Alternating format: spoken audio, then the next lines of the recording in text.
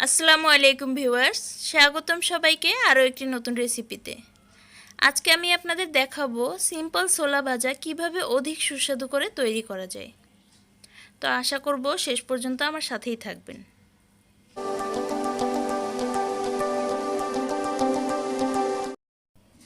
প্রথমেই প্যানে গরম তেলের মধ্যে দিয়ে দেব হাফ কাপ পরিমাণ পেঁয়াজ কুচি।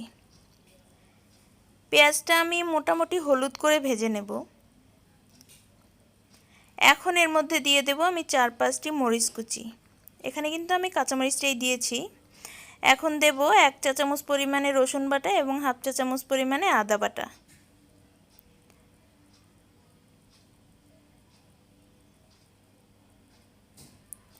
দেব হাফ টি স্পুন পরিমাণে হলুদের গুঁড়ো,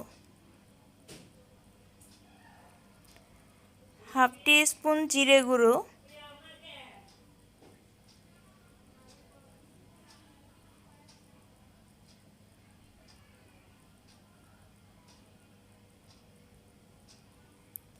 দেব পরিমাণ মতো লবণ।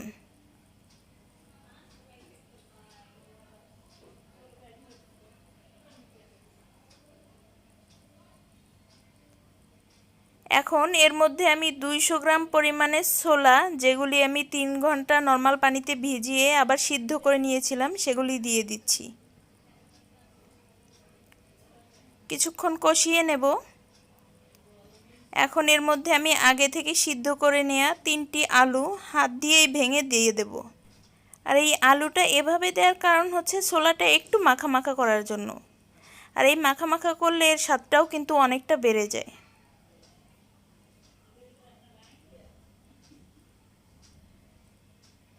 তো আবার কিছুক্ষণ মিশিয়ে নেব।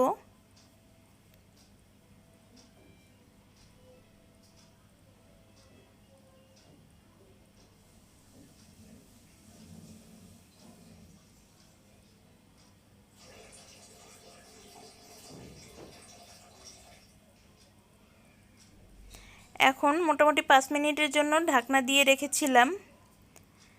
আমার ছোলা কিন্তু হয়ে গেছে। এটা জাস্ট মশলা দিয়ে কষানো হয়েছে। সিদ্ধ যেহেতু আগেই করা ছিল, তাই খুব বেশি সময় লাগেনি। তো আমি এখন এটা উঠিয়ে নেব।